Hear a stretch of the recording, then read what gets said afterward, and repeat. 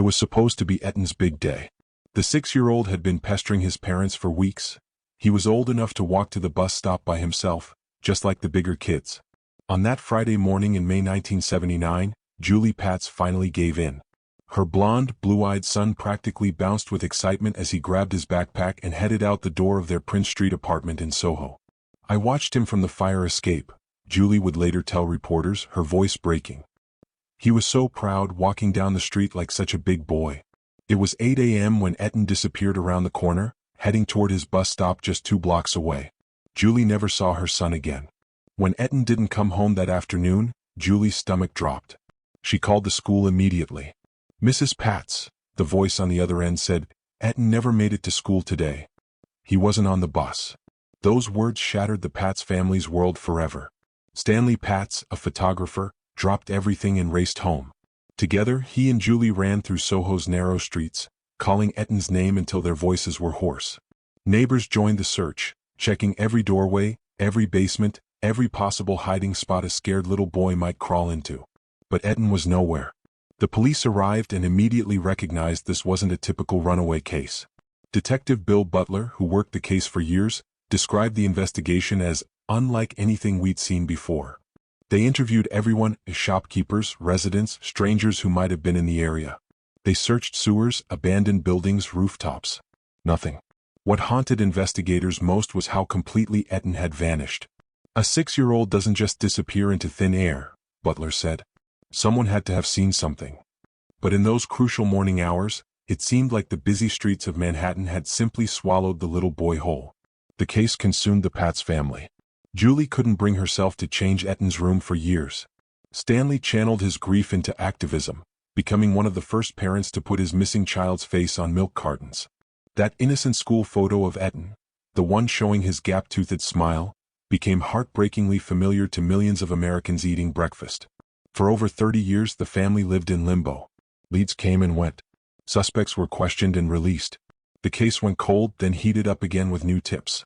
Julie and Stanley aged, but Etan remained forever 6 in their memories and in that photograph that stared back at them from grocery store shelves. Then in 2012, everything changed. Pedro Hernandez, a man with a troubled past, walked into a New Jersey police station and said the words that had haunted him for decades: "I killed Etan Patz." He described luring the boy into the basement of a bodega where he worked, just a block from Etan's home. He said he strangled the child and threw his body away with the garbage. The confession felt both like an answer and another nightmare. Hernandez had mental health issues. His story had inconsistencies. Some investigators weren't convinced. It took 2 trials. The first jury couldn't agree, before Hernandez was finally convicted in 2017. Stanley Patz, now gray-haired and worn down by decades of uncertainty, stood outside the courthouse after the verdict. "We finally have some measure of justice for Etan," he said quietly. But justice couldn't bring back the little boy who just wanted to walk to school by himself. Etan's disappearance changed everything. Parents stopped letting their kids roam freely. May 25th became National Missing Children's Day. The case sparked a national conversation about child safety that continues today. One little boy's walk to the bus stop had somehow shifted the entire culture of American childhood. Welcome back to Unchanged. I'm Greg, and what I just told you isn't the beginning of a thriller novel. It's the true story of one of America's most heartbreaking and influential missing child cases. The disappearance of Etan Patz didn't just destroy one family's life, it marked the end of an entire era of American childhood. Before we explore this case, please hit that subscribe button. It genuinely helps us bring you more stories like this one. Today we're going to walk through exactly what happened on that May morning in 1979, follow the decades-long investigation that baffled police, and explore how one little boy's disappearance fundamentally changed the way an entire nation raises its children. Because the story of Etan Patz isn't just about a missing child, it's about the moment America lost its innocence. To truly understand the impact of what happened to Etan Patz, we need to step back in time to 1979, a completely different America. This was an era when children rode their bikes until streetlights came on, when kids as young as 5 walked to school alone, when parents sent their children to the corner store with a dollar bill and didn't think twice about it. The concept of stranger danger barely existed. Childhood had a freedom that today's parents can barely imagine. The Patz family embodied this trusting spirit of the late 1970s. Stanley Patz was a talented photographer who often worked from home, documenting the vibrant artistic community around them. His wife Julie was a devoted mother who had put her own career on hold to raise their 2 children. They lived at 113 Prince Street in SoHo, a neighborhood that was transforming from industrial wasteland into Manhattan's hottest artistic enclave. SoHo in 1979 wasn't the luxury shopping destination it is today. It was a tight-knit community where artists converted old factory lofts into homes and studios. Neighbors knew each other's children by name. The cobblestone streets were filled with galleries, small cafes, and the kind of creative energy that made families feel like they were part of something special. It felt safe, almost village-like despite being in the heart of Manhattan. Etan was a typical 6-year-old for his time, curious, energetic, and increasingly independent. He had been watching older kids in the neighborhood walk to school by themselves, and it was eating away at him. Every morning he'd beg his parents, "Please, can I walk to the bus stop alone? I'm big enough now." His younger sister was still too small for such adventures, which made Etan's desire for independence even stronger. The walk he was asking to make wasn't unusual by 1979 standards. 2 blocks down Prince Street to West Broadway where the school bus stopped, maybe a 5-minute walk through what everyone considered a safe neighborhood. Other children made similar journeys every single day. For weeks, Etan had been preparing his case like a tiny lawyer, explaining to his parents that he knew the route perfectly, that he was responsible enough, that he was ready for this next step toward growing up. Finally, on Thursday, May 24th, Stanley and Julie made the decision that millions of parents had made before them and would make after them. They said yes. Tomorrow, Friday, May 25th, would be Etan's first solo walk to school. It was supposed to be a celebration of growing up, a milestone that every family reaches. Nobody could have predicted that this ordinary parental decision would become the most painful choice of their lives. Friday, May 25, 1979 dawned bright and clear in Manhattan. For the Patz family, it started like any other morning, except there was an electric energy in the air. Today was Etan's big day. He had been up early, probably too excited to sleep properly, getting ready for his first independent walk to school. Julie later described how Etan was practically vibrating with excitement that morning.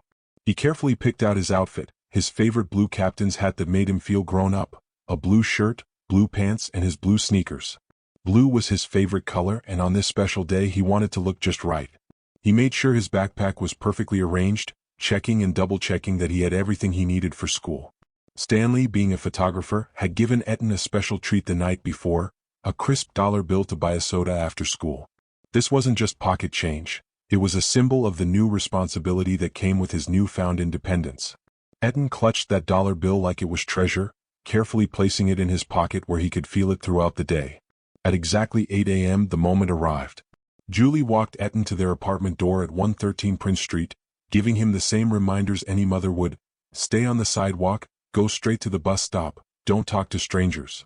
But these weren't warnings born of fear, they were just the standard motherly instructions of 1979. Julie felt that normal mix of pride and slight nervousness that every parent experiences when their child reaches a new milestone.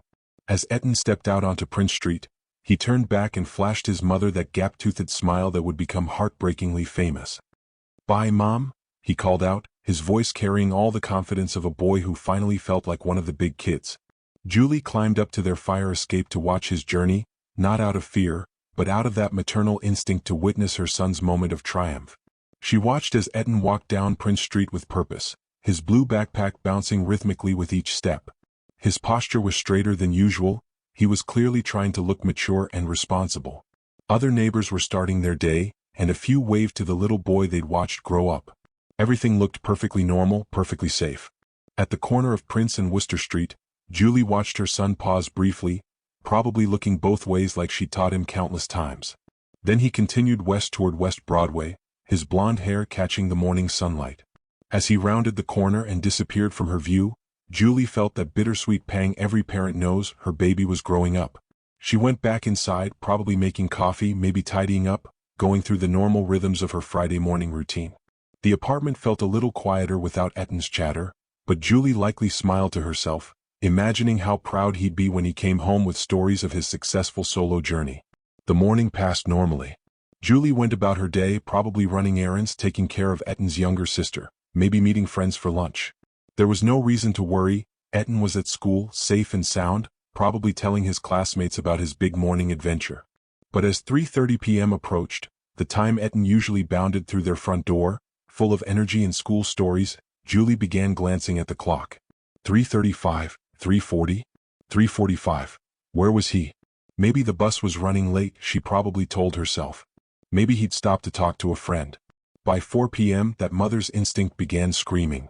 Something was wrong. Etan was never this late. He was a responsible child who always came straight home. Julie's hands were probably shaking as she dialed the school's number, hoping against hope that there was some simple explanation. Maybe an after-school activity she'd forgotten about. Maybe he'd missed the bus and was waiting for her to pick him up. The voice on the other end of the phone delivered words that would haunt Julie Patz for the rest of her life.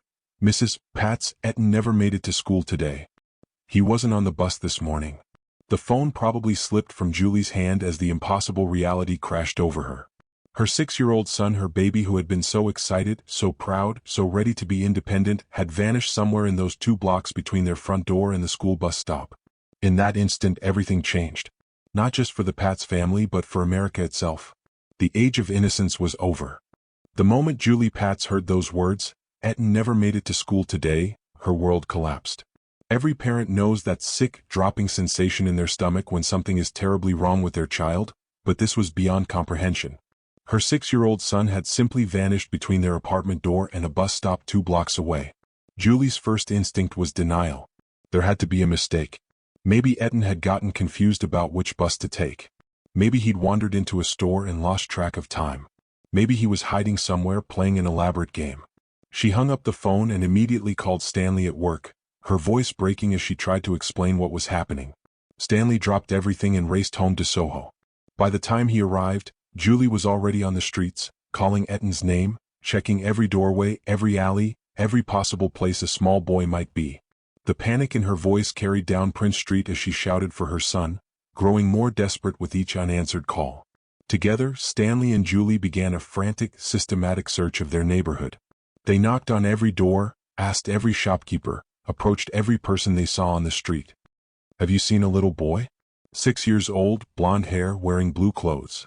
The answers were all the same, no one had seen Etan.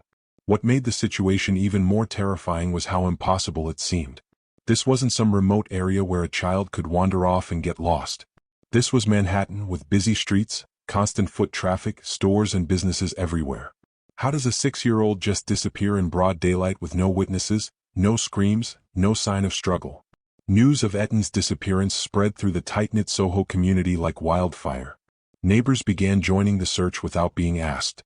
Artists, gallery owners, shopkeepers, everyone dropped what they were doing to help look for the little boy they'd watched grow up. The cobblestone streets of SoHo filled with voices calling Etan. Etan, as the community came together in a way that would have been heartwarming under any other circumstances.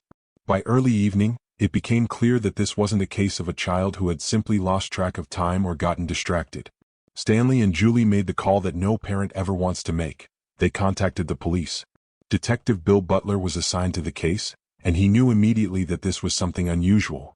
In his years on the force, he'd handled plenty of missing child reports, but they almost always involved family disputes, runaways, or kids who'd gotten lost and turned up within hours. But Etan was 6 years old. 6-year-olds don't run away from loving homes. They don't have the capacity to disappear on their own for extended periods. And the timeline was impossibly tight. Somewhere in those 2 blocks, during what should have been a 5-minute walk, Etan had simply ceased to exist. The NYPD immediately launched a massive search operation. Officers flooded the SoHo neighborhood, checking every building, every basement, every rooftop, every possible hiding place. They brought in search dogs hoping to catch Etan's scent. They set up a command post and began the methodical process of interviewing everyone who lived or worked in the area. As night fell on May 25th, the Patz family faced their first night without knowing where their son was. Julie couldn't eat, couldn't sit still, couldn't stop replaying that morning in her mind. Had she missed some sign of danger? Had she made the wrong choice in letting him walk alone? Stanley tried to hold the family together while dealing with his own crushing guilt and fear. The search continued through the night, with police officers using flashlights to peer into every dark corner of SoHo. But as Saturday morning dawned with no sign of Etan, a horrible reality began to set in. This wasn't going to be one of those stories with a happy ending where the lost child is found sleeping in a nearby park or hiding in a friend's house. Something terrible had happened to Etan Patz and nobody had any idea what. Detective Bill Butler had seen a lot in his years with the NYPD, but the Etan Patz case hit him differently. Standing in that SoHo apartment, watching Stanley and Julie Patz grapple with every parent's worst nightmare, Butler knew he was dealing with something that would define his career. This wasn't just another missing child case. The circumstances were too strange, too clean, too impossible. The investigation that followed was unlike anything New York City had seen before. Within 24 hours, the NYPD had deployed every available resource. Dozens of officers canvassed the neighborhood, going door to door not once but multiple times. They interviewed hundreds of people, residents, shop owners, construction workers, anyone who might have been on Prince Street or West Broadway that Friday morning between 8 o'clock and 8:30 a.m. What frustrated investigators most was the complete absence of witnesses. In a city where thousands of people pass through just a few blocks every hour, somehow not a single person remembered seeing a 6-year-old boy in bright blue clothing walking alone that morning. It was as if Etan had simply evaporated into thin air. The FBI joined the investigation within days, bringing in additional resources and expertise. They conducted extensive background checks on everyone in Etan's life: family members, neighbors, teachers, anyone who had contact with the boy. The Patz family submitted to polygraph tests, opened their lives completely to scrutiny, desperate to help find their son. They passed every test, eliminating any possibility of family involvement. Investigators expanded their search beyond SoHo, checking abandoned buildings throughout Manhattan, following up on every tip that came in from concerned citizens. The search dogs were brought back multiple times, but they never picked up a consistent trail. It was as if Etan's scent simply stopped existing at some point during his walk. As weeks turned into months, the investigation began focusing on registered sex offenders in the area. This was 1979, before modern databases and tracking systems, so detectives had to manually track down and interview dozens of individuals with criminal histories involving children. Each lead seemed promising at first, then led nowhere. The case took on a life of its own in the media, and tips started pouring in from across the country. Every sighting of a blonde boy, every suspicious adult seen with children, every anonymous phone call had to be investigated. Butler and his team followed up on hundreds of leads, traveling as far as California and Florida to check out potential sightings. None of them were Etan. Then, about a year into the investigation, a name began surfacing repeatedly: Jose Antonio Ramos. Ramos was a drifter and convicted child molester who had been in the SoHo area around the time of Etan's disappearance. But what made him particularly interesting to investigators was his connection to the Patz family. He had been dating a woman who occasionally babysat Etan. The relationship between Ramos and Etan's former babysitter meant that Ramos knew the boy personally. He had been to the Patz apartment. He knew Etan's routines, his personality, what the child looked like. Even more disturbing, Ramos had actually taken Etan on outings before, trips to museums and around the neighborhood that the babysitter had arranged. When investigators tracked down Ramos, they found him living in Pennsylvania. During questioning, his behavior was erratic and suspicious. He seemed to know details about Etan's disappearance that hadn't been made public. When asked directly if he had taken Etan, Ramos gave evasive answers that only increased investigators' suspicions. But despite their growing certainty that Ramos was their man, the case against him remained frustratingly circumstantial. There were no witnesses placing him at the scene. No physical evidence linking him to the crime. And crucially, no body without Etan's remains. Prosecutors felt they couldn't build a case strong enough to guarantee a conviction. Ramos was eventually convicted on other child molestation charges and sent to prison, but he never confessed to taking Etan. During his incarceration, he would occasionally make statements that seemed to hint at involvement in the case, then recant them. He became a master at psychological manipulation, keeping investigators hoping while never providing concrete answers. Detective Butler, now years into the investigation, found himself haunted by the case. He would drive through SoHo during his off hours, walking the same route Etan had taken, trying to spot something that had been missed. The case files grew thicker, filled with dead ends and false leads, but no answers. As the 1980s progressed, the active investigation began to wind down. New cases demanded attention, resources were redirected, and the Etan Patz case slowly shifted from an active investigation to a cold case. But it was never closed, never forgotten. Butler kept the file on his desk until the day he retired, and even then he couldn't let it go. The failure to solve the case didn't just frustrate the investigators, it tormented them. These were experienced detectives who had solved countless crimes, but somehow a 6-year-old boy had vanished without leaving a trace. The case represented everything that could go wrong in an investigation: despite everyone doing everything right. For the Patz family, watching the investigation slowly lose momentum was almost as painful as losing Etan in the first place. Every dead end felt like their son was disappearing all over again. But they never stopped believing that someday, somehow, someone would have answers. They just never imagined it would take 33 years. While investigators continued searching for answers, something unprecedented was happening across America. Etan Patz was becoming more than just one missing child.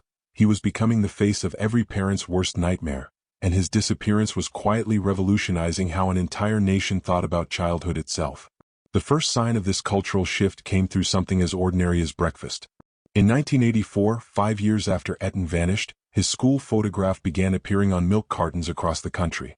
Stanley and Julie Patz had agreed to let their son's image be used in this new missing children awareness campaign, hoping that someone somewhere might recognize their boy and bring him home. But seeing Etan's innocent face staring back from kitchen tables every morning did something profound to American families. Parents who had never given a second thought to their children's daily routines suddenly found themselves asking uncomfortable questions. If it could happen to Etan Patz in what seemed like a safe neighborhood, could it happen to their child too? The milk carton campaign wasn't just about finding missing children, it was a daily reminder that childhood wasn't as safe as everyone had believed. Every morning, as families poured milk into their cereal bowls, they were confronted with the reality that children could disappear without warning. Etan's gap-toothed smile became a symbol of innocence lost, not just for one family, but for an entire generation of parents. Julie Patz, despite her own devastating grief, became an unexpected advocate for missing children. She couldn't save her own son, but she could try to prevent other families from experiencing the same nightmare.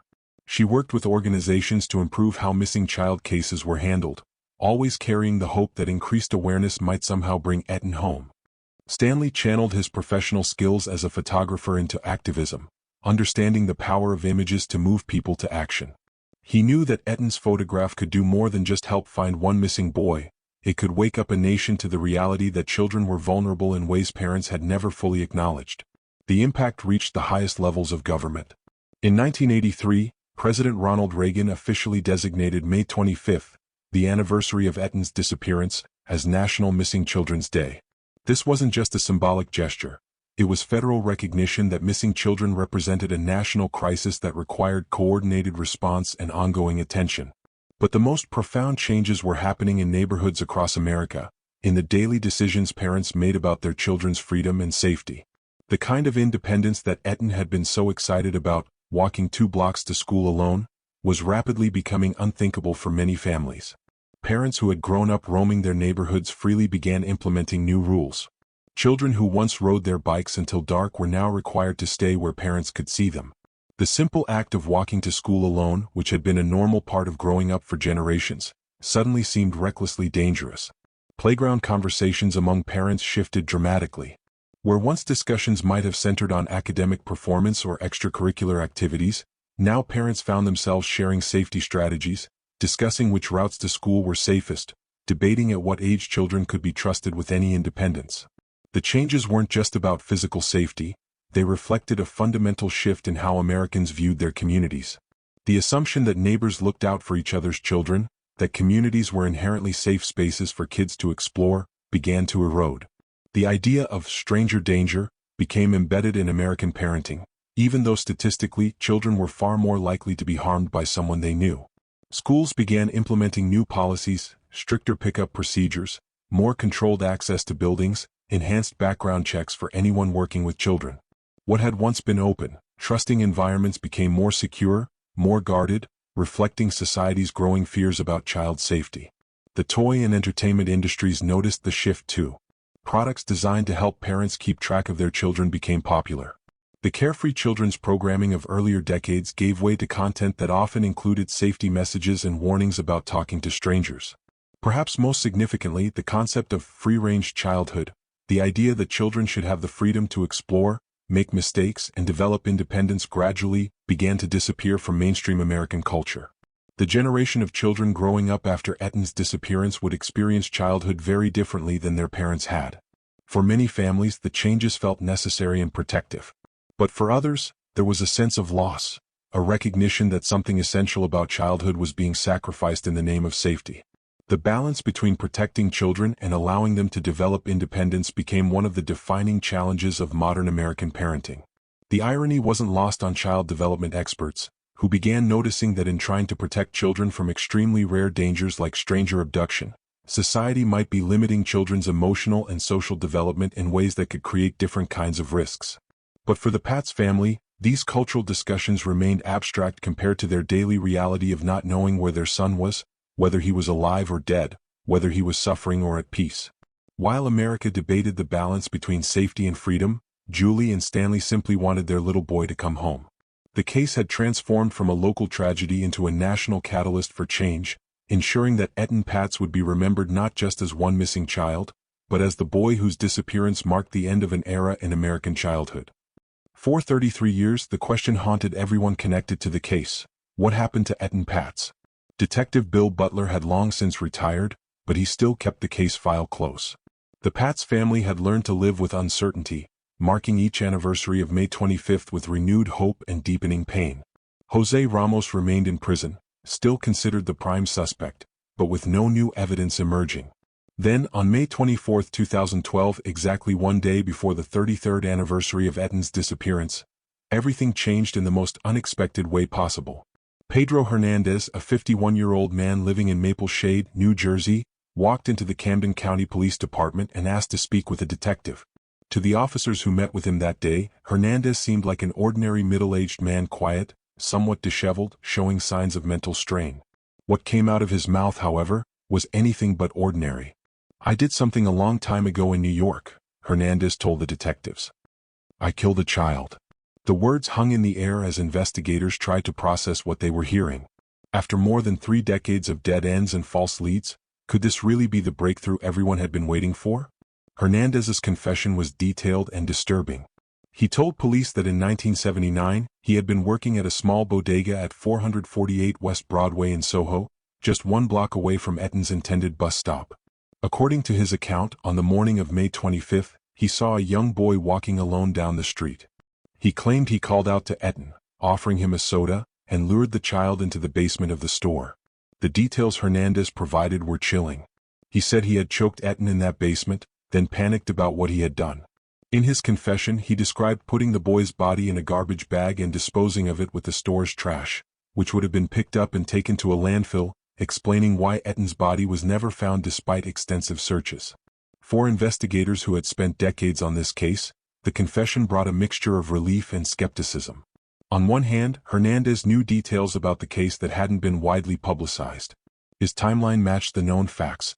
He had been in the right place at the right time, working at a store directly on Etan's route to the bus stop. But there were also troubling aspects to his confession. Hernandez had a documented history of mental illness, including hallucinations and episodes where he had difficulty distinguishing reality from imagination. His family and acquaintances described him as someone who sometimes made up elaborate stories, claiming responsibility for things he hadn't done. What made his confession particularly complex was the timing. Why, after 33 years of silence, had Hernandez suddenly decided to confess? He told investigators that the guilt had been eating away at him for decades, that he couldn't live with the secret anymore. But skeptics wondered if his mental illness might be causing him to confess to a crime he hadn't actually committed. When news of the confession reached the Patz family, their emotions were impossible to describe. After more than 3 decades of not knowing, of wondering if their son was still alive somewhere, of hoping against hope that he might walk through their door someday, they were confronted with the possibility that they finally had answers, but answers that confirmed their worst fears. Julie Patz, now in her 60s, had spent 33 years in a kind of suspended animation, unable to fully grieve because she didn't know if her son was dead or alive. Stanley had channeled his pain into advocacy, but the uncertainty had never left him. Now, suddenly they might know what had happened to Etan, but the knowledge brought no peace, only confirmation of a parent's darkest nightmare. For retired Detective Butler and the other investigators who had worked the case, Hernandez's confession was both vindication and frustration. They had always believed that someone in that neighborhood knew what had happened to Etan. They had interviewed hundreds of people, including employees at various businesses along Etan's route. Had they somehow missed Hernandez? Had he been there all along, hiding in plain sight? The investigation into Hernandez's confession revealed that he had indeed been working at the bodega in 1979, though employment records from that era were spotty. Former co-workers recalled him as quiet and odd, someone who kept to himself. Some remembered him making strange comments about children over the years, though none had connected these statements to Etan's disappearance. Most disturbing was the discovery that Hernandez had apparently told people about killing a child in New York long before his official confession. Family members, acquaintances, even a church prayer group he had attended, several people came forward to say that Hernandez had mentioned murdering a boy in SoHo, but they had dismissed his statements as the ramblings of someone with mental health issues. The revelation that multiple people had heard Hernandez confess over the years, but no one had taken him seriously or reported it to police, added another layer of tragedy to an already heartbreaking case. How many years of uncertainty could have been avoided if someone had believed him earlier? As investigators began building a case against Hernandez, they faced significant challenges. His confession, while detailed, was also inconsistent in places. His mental health history would certainly be used by defense attorneys to challenge his credibility. And most significantly, there was still no physical evidence. No body, no DNA, no witnesses to corroborate his story. But for the first time in 33 years, the Patz family and the investigators who had never given up hope had something they hadn't had since that May morning in 1979. A suspect in custody, someone who claimed to know what had happened to Etan. Whether that would be enough to finally bring justice to the case remained to be seen. The boy who had disappeared on his way to school was about to become the center of a legal battle that would test the American justice system's ability to prosecute a crime that had occurred more than 3 decades earlier, based primarily on the confession of a mentally ill man with no physical evidence to support his claims. Building a murder case against Pedro Hernandez presented prosecutors with challenges they had never faced before. How do you convince a jury to convict someone of a crime that occurred over 30 years ago, when your primary evidence is a confession from a man with documented mental illness, and there's no body, no physical evidence, and no witnesses? The first trial began in January 2015, and from the opening statements, it was clear this would be unlike any case the Manhattan District Attorney's Office had ever prosecuted. Assistant District Attorney Joan Aluzzi faced the difficult task of proving that Hernandez's confession was credible, despite his history of psychiatric problems including bipolar disorder, hallucinations, and a personality disorder that made him susceptible to suggestion. For Stanley and Julie Patz, now in their 70s, sitting in that courtroom was both a culmination of decades of waiting and a fresh trauma. They had to listen as prosecutors described in detail what they believed had happened to their son in that basement 36 years earlier. Every word of Hernandez's confession was dissected, analyzed, and debated, forcing the family to relive the worst day of their lives over and over again. The prosecution's case rested heavily on the confession itself, but also on corroborating testimony from people who said Hernandez had admitted to the crime years before his official confession to police. His brother-in-law testified that Hernandez had told him at a family gathering, "I killed a little boy in New York." A woman from his church prayer group said he had confessed during a spiritual counseling session, describing how he had hurt a child and couldn't forgive himself. What made these prior admissions so compelling was their consistency with details that weren't widely known about the case. Hernandez had mentioned specific aspects of the crime scene and circumstances that suggested genuine knowledge rather than information gleaned from media coverage. He had also provided details about his emotional state and actions after the crime that investigators found believable. But the defense, led by attorney Harvey Fishbein, painted a very different picture of Pedro Hernandez. They presented him as a deeply troubled man whose mental illness had made him susceptible to false memories and confabulation.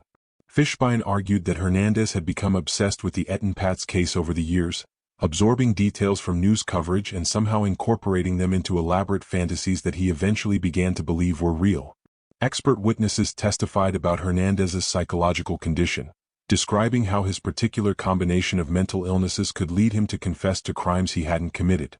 They explained that people with his disorders sometimes create detailed false narratives about dramatic events, especially crimes that have received significant public attention. The defense also pointed to inconsistencies in Hernandez's multiple confessions. While the basic story remained the same, details varied between tellings. Sometimes he said he had strangled Etan, other times he described hitting or choking him. The location within the store basement shifted in different versions. These inconsistencies, the defense argued, proved that Hernandez was making up the story rather than recalling actual events. Perhaps most significantly, the defense highlighted the complete absence of physical evidence. No forensics linked Hernandez to the crime. No witnesses placed him with Etan that morning. The basement of the bodega had been thoroughly searched in 1979 without finding any trace of the crime Hernandez described. How, they asked the jury, could such a brutal murder leave absolutely no physical evidence? The prosecution countered that the 36-year gap explained the lack of physical evidence. The basement had been renovated multiple times since 1979. Any blood or DNA evidence would have been destroyed long ago. The garbage containing Etan's body would have been buried in a landfill decades earlier, making recovery impossible. As the trial progressed, it became clear that the jury was struggling with the same questions that had tormented investigators for decades. Was it possible that Pedro Hernandez, this quiet, mentally ill man, had been living with this terrible secret for over 30 years? Or was he a troubled individual whose illness had led him to confess to someone else's crime? The testimony was emotionally devastating for everyone involved. Julie Patz took the stand to identify photos of Etan and describe the family's life before and after his disappearance. Her voice broke as she spoke about the morning she watched her son walk to school for the last time, about the decades of not knowing, about the birthdays and holidays marked by his absence. When the case went to the jury in May 2015, deliberations stretched for 18 days. The jurors sent multiple notes to the judge, asking to review testimony and evidence repeatedly.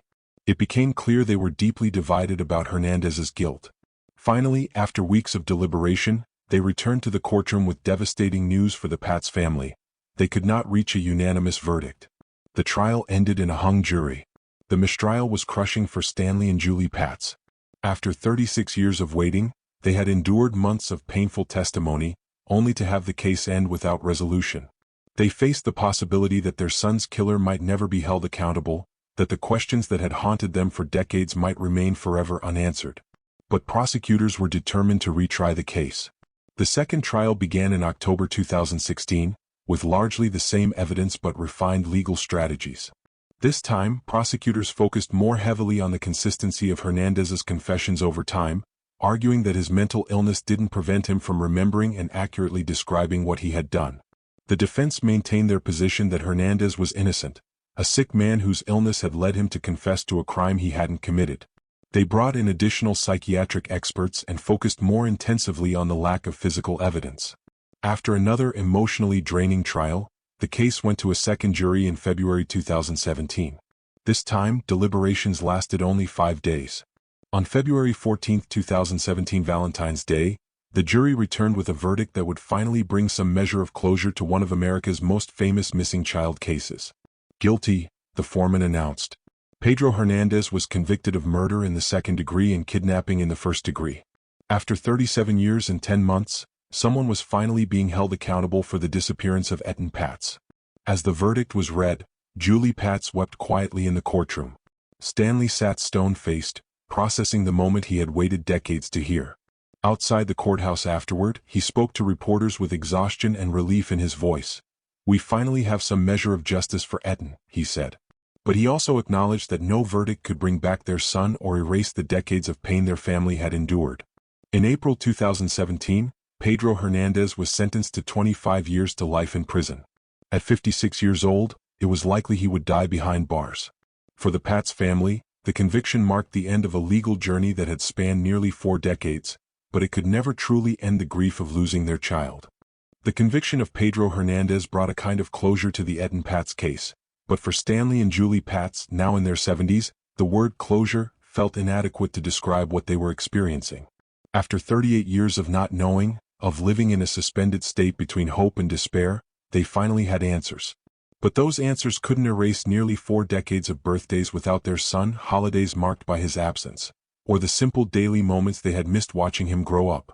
Julie Patz, speaking to reporters after the sentencing, captured the complex emotions that many families of crime victims understand. "Nothing will bring Etan back, but at least we know what happened to him." For a mother who had spent decades wondering if her son was alive somewhere, if he was suffering, if he might someday walk through her door, even the terrible certainty of his death brought a form of peace. Stanley, ever the thoughtful photographer and activist, reflected on how the case had changed not just their family but the entire country.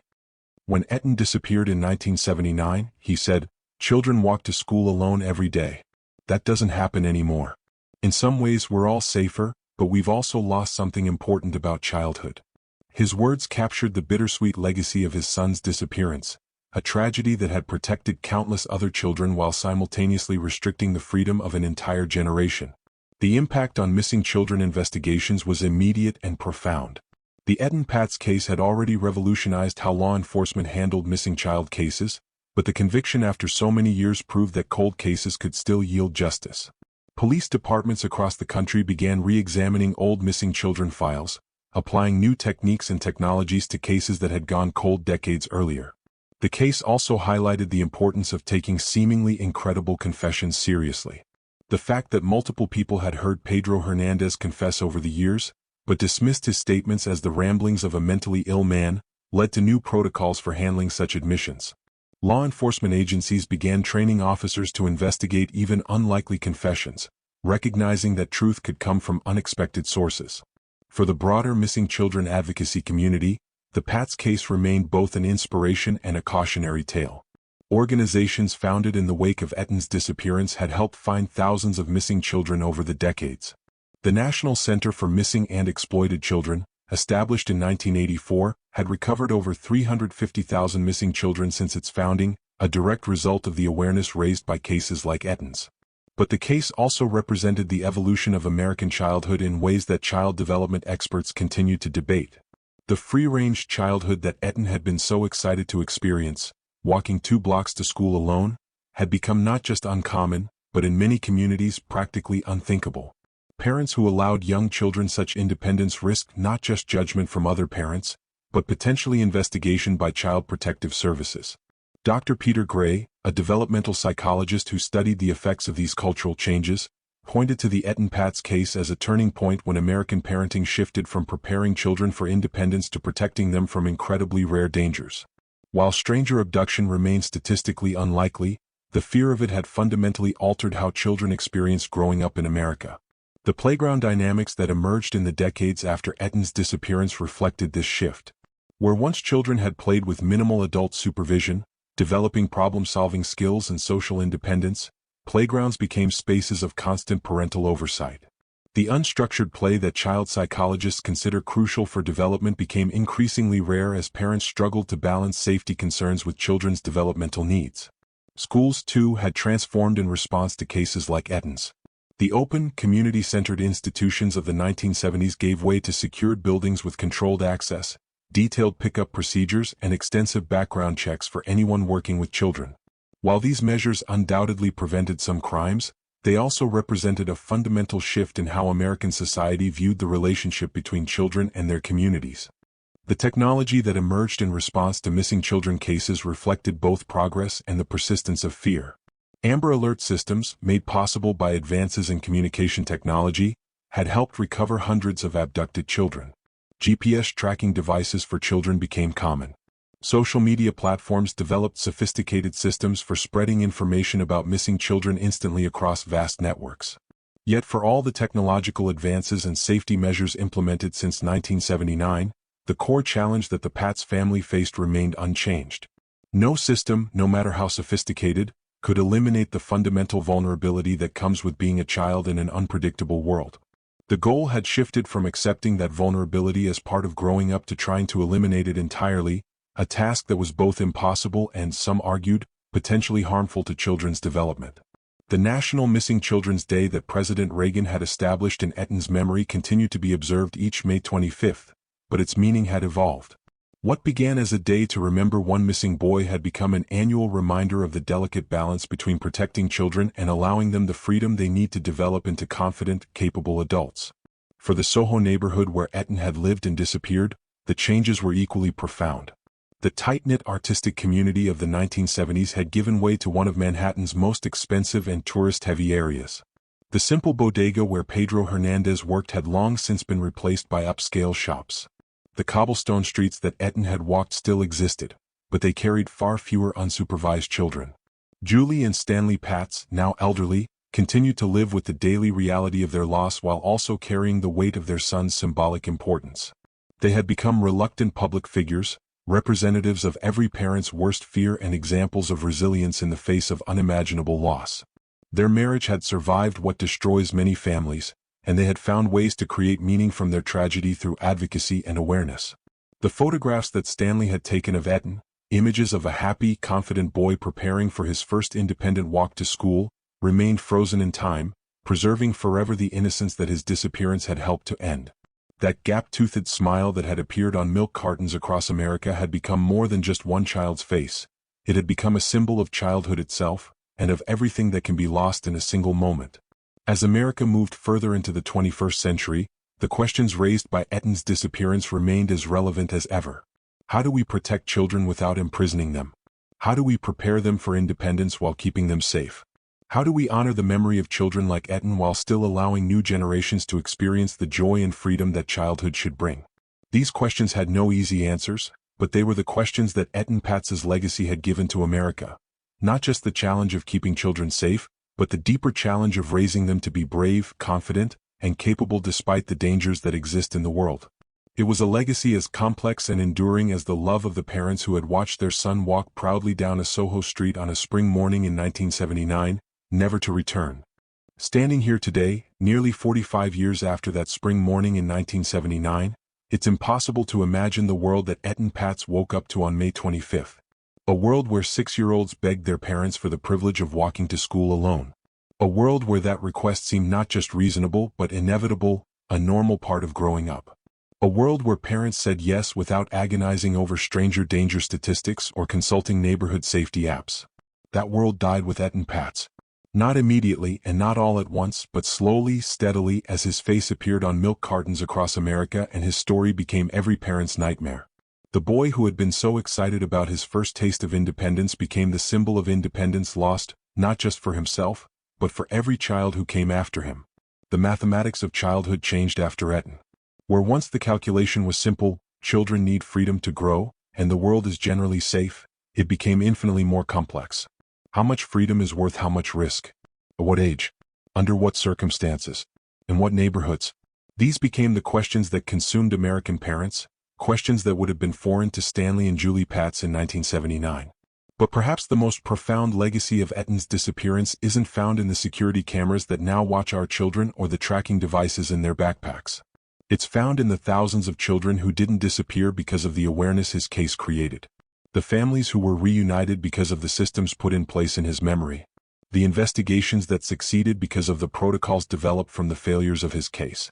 The Amber Alert system alone has been credited with saving over 1,100 children since its inception, each one a child who came home, a family that remained whole, a tragedy prevented. When we measure Etan's legacy, these numbers matter. This 6-year-old boy who never got to grow up somehow helped save hundreds of other children, allowing them to experience the full life that was stolen from him. Yet the questions his case raised remain uncomfortably relevant. Have we gone too far in the other direction? In protecting children from the statistically tiny risk of stranger abduction, have we deprived them of experiences that are crucial for their development? The confident, independent child that Etan was becoming when he walked down Prince Street that morning, are we still raising children like that, or have we created a generation too afraid to take those essential steps toward independence? Stanley Patz, now in his 80s, has spent decades thinking about these questions. In interviews, he's spoken with remarkable nuance about the changes his son's disappearance helped create. Yes, he's grateful that other families have been spared his pain. Yes, he believes the increased awareness has saved lives. But he's also mourned the loss of the kind of childhood Etan was so excited to embrace, one where walking 2 blocks alone was a cause for celebration, not concern. The story of Etan Patz forces us to confront uncomfortable truths about the randomness of tragedy and the price of safety. His disappearance wasn't the result of parental negligence or community failure. It was the result of one disturbed individual making a horrible choice on a random Tuesday morning.